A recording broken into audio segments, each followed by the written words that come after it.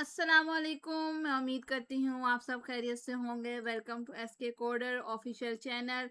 Welcome to the series of class ninth. जो हमारा subject है वो है कंप्यूटर साइंस और बोर्ड फेडरल बोर्ड। और हम इसका चैप्टर 1 देख रहे थे। प्रीवियस जो हमने इसका टॉपिक देखा था वो था brief history of computer system.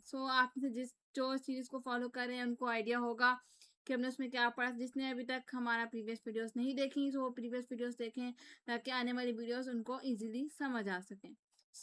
आज हम देखेंगे बेसिकली कंप्यूटर जनरेशन बेसिकली क्या होती हैं और आज उसमें हम देखेंगे फर्स्ट जनरेशन ऑफ कंप्यूटर। अपने टॉपिक को स्टार्ट करते हैं कंप्यूटर जनरेशन से। अच्छा, जनरेशन का मैं आपको वर्ड का पहले मतलब समझा दूँ। जनरेशन बेसिकली ये होता है कि आप इजी वर्डिंग में अगर हम इसको देखें कि जनरेशन अल्फा बीटा हम इस तरह कहते हैं। जैसे हम अब जो जनरेशन है वो जनरेशन जेन ज़ी हम अपने आप को कहते हैं। बेसिकली इसी तरह कंप्यूटर की जनरेशन है। ये जनरेशन मैंने आपको इजी वर्डिंग में समझा दिया।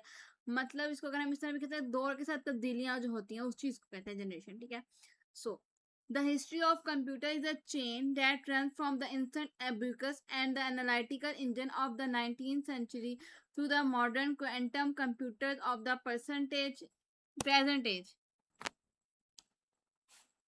19th century to the modern quantum computers of the present age. ठीक है।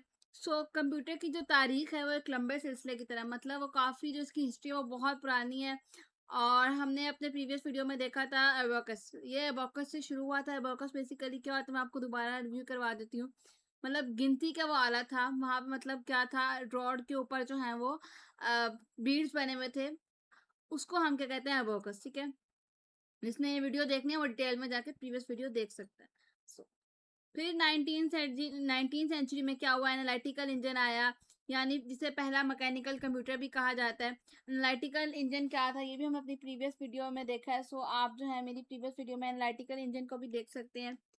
और फिर वो आज के जदीद दौर के क्वांटम कंप्यूटर तक पहुंचा। मतलब अब वो मॉडर्न कंप्यूटर क्वांटम कंप्यूटर जो प्रेजेंट एज में यूज हो रहा है उसको हम क्या कहेंगे, quantum computer. So it is generally divided into 5 generations. ये बेसिकली 5 जनरेशंस में डिवाइड किया गया। मतलब इसकी कितनी जनरेशन है, 5 जनरेशन है जो मॉडर्न कंप्यूटर है। मतलब हर जनरेशन में जो है वो, अब हम जो हमारे पास जनरेशन 5th जनरेशन है। ठीक है। और each generation of computer is characterized by major technological development of their time। जो हर जनरेशन थी, हर नस्ल की, मतलब हर जनरेशन का अपना एक जो है वो खास टेक्नोलॉजिकल पॉइंट था। ठीक है। मतलब उसमें जो है वो टेक्नोलॉजी को इम्प्रूव करके हमें दिखाया था। वो एक दूसरे से डिफरेंट थी। अब हम देखेंगे basically first generation of computer. First generation of computer का ड्यूरेशन था। ड्यूरेशन मतलब टाइम पीरियड, जिसे हम कह सकते हैं 1940 टू 1956, ऑलमोस्ट 16 ईयर। ठीक है। और आपसे बोर्ड में क्वेश्चन एमसीक्यूज के तौर पे भी आ सकता है, फर्स्ट जनरेशन कंप्यूटर का टाइम बताएं, तो 1940 to 1956। The first generation of computer relied on vacuum tubes. जो फर्स्ट जनरेशन का कंप्यूटर था, हम रिलायड का मतलब पहले समझते हैं। बेसिकली रिलायड होता क्या है, रिलायड का मतलब होता है किसी के ऊपर डिपेंड करना। ठीक है। ये किसके ऊपर डिपेंड करता था, वैक्यूम ट्यूब के ऊपर। वैक्यूम ट्यूब बेसिकली क्या होता है, एक ट्यूब होती है जिसे आपको पिक्चर में भी शो हो रही है। ये देखें, ये पिक्चर में भी जो आपको शो हो रही है, ये वो ट्यूब होती है जिसमें से हवा जो है वो गुजर नहीं सकती। ठीक है। As a core technology, as a core technology का मतलब होता है कि जिसके ऊपर ये जो है पूरा कंप्यूटर डिपेंड कर रहा होता था। ठीक है। कोर टेक्नोलॉजी मतलब जैसे हमारा हार्ट है, हमारा ह्यूमन, हम उसके ऊपर डिपेंड कर रहे हैं, अपने हार्ट के ऊपर डिपेंड कर रहे हैं। वो हार्ट हमारा क्या है, कोर टेक्नोलॉजी। इसी तरह जो उसकी कोर टेक्नोलॉजी थी वो क्या थी, वैक्यूम ट्यूब थी। दीज लार्ज ग्लास कंपोनेंट्स, ये जो लार्ज ग्लास कंपोनेंट्स थे जैसे आपको पिक्चर में शो हो रहे हैं, form the basis of electronic circuit. ये बेस करते थे इलेक्ट्रॉनिक सर्किट के ऊपर। ठीक है। ये इलेक्ट्रॉनिक सर्किट के ऊपर डिपेंड करते थे। और जो वैक्यूम ट्यूब की पिक्चर है वो भी आपको शो हो रही है। अगर आप जो है अपनी बुक की फिगर 1.2 देखें, उसमें भी जो है आपको ये शो हो रही होगी पिक्चर।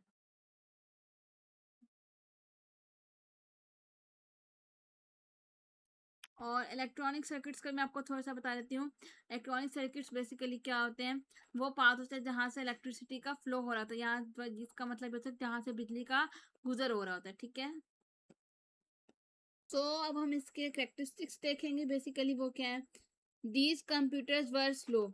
ये जो कंप्यूटर्स थे एक तो ये बहुत स्लो थे। अनरिलायबल, अनरिलायबल का मतलब ये है कि बहुत जल्दी ये ख़राब हो जाते थे। Consuming vast amount of power, मतलब ये बहुत ज़्यादा जो है वो बिजली को कंज्यूम करता था, मतलब बहुत ज़्यादा टू मच इलेक्ट्रिसिटी यूज़ करता था। ठीक है। दे वर लार्ज इन साइज, मतलब ये साइज में बहुत बड़ा था। एक्सपेंसिव टू मैन्युफैक्चर, मैन्युफैक्चर का मतलब ये है कि अगर हमने इसको ठीक करवाना था तो इसकी जो है वो कॉस्ट हमें बहुत ज़्यादा पड़ती थी, इसकी यानी मैन्युफैक्चरिंग बहुत ज़्यादा थी। And prone to overheating, prone to overheating का मतलब अगर हम इसको इजी वर्डिंग में देखें तो बिकम वेरी हॉट, मतलब ये बहुत जल्दी जो है ओवर हीट हो जाता था, मतलब बहुत जल्दी गर्म हो जाता था। ठीक है। अब हम थर्ड पॉइंट है, programming was done using machine language. जो प्रोग्राम था वो किसके जरिए रन होता था, machine language. Basically machine language क्या होती है, मशीन लैंग्वेज वो लैंग्वेज होती है जो कंप्यूटर की लैंग्वेज होती है, जिसे हम बाइनरी लैंग्वेज भी कहेंगे, 0 और 1, जो कंप्यूटर अंडरस्टैंड कर सकता है। ठीक है। Which was challenging and limited, ये क्या थी, जो चैलेंजिंग था बहुत ज़्यादा और लिमिटेड था, मतलब इस पर हम ज़्यादातर अपना काम जो है वो, मतलब हमने अगर कोड लिखना है, कोई हमने कोई ऐप बनानी है, कोई चीज़ बनानी है, तो वो हमारे लिए बहुत ज़्यादा चैलेंजिंग था और लिमिटेड भी था इसके, तो फिर इस वजह से ये थोड़ा सा हमारे डिफिकल्ट था। Input was provided through through punch cards. जो इनपुट थी ना वो हम किस कार्ड्स के जरिए भेजते थे, पंच कार्ड के जरिए। पंच कार्ड बेसिकली क्या होता है, एक कार्ड होता है जिसमें क्या होता है, होल होता है, उस पर हम अपना जो है डेटा जो थे वो लिखकर उसको देते थे। तो फिर ये क्या करता था, and output was generated via print out. तो फिर जो उसमें से आउटपुट आता था, जो हमने उसको रिजल्ट दिया था, फॉर एग्जाम्पल हमने उसको 2+2 करने के देते थे, तो हम प्रिंट करके देता था आउटपुट फॉर उस प्रिंट आउट पेज के ऊपर। जैसे हम अपने एग्जाम्पल लें प्रिंटर और पीसी की उस तरह। ठीक है। इसकी एग्जांपल्स में क्या आएगा, ENIAC, UNIVAC1, IBM 604 and mark 01। Basically ये क्या थे, ये जो फर्स्ट कंप्यूटर्स थे ये उनके नाम है। ठीक है। जैसे हमारे कंप्यूटर्स के नाम है लेनोवो, इस तरह डेल, ये उन कंप्यूटर्स के नाम थे, IBM 604, मार्क 1। ठीक है। आज की वीडियो में हमने सीखा बेसिकली कंप्यूटर जनरेशन क्या थी बेसिकली, और उसका कंप्यूटर जनरेशन की हमने फर्स्ट जनरेशन देखी।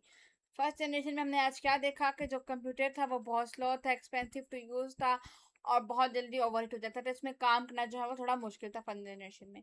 ठीक है। अब हम अपने जो नेक्स्ट वीडियो में देखेंगे वो होगी सेकंड जनरेशन और थर्ड जनरेशन इंशाल्लाह। उसमें हम देखेंगे कि वो इजी टू यूज़ कैसे है और उसमें क्या क्या डिफरेंसेस थे फर्स्ट जनरेशन से। ठीक है। फर्स्ट जनरेशन से वो कैसे मुख्तलिफ था। ठीक है। सो hope so you like the video. Please like, share and subscribe. Thank you so much for watching. Allah Hafiz. And please must share.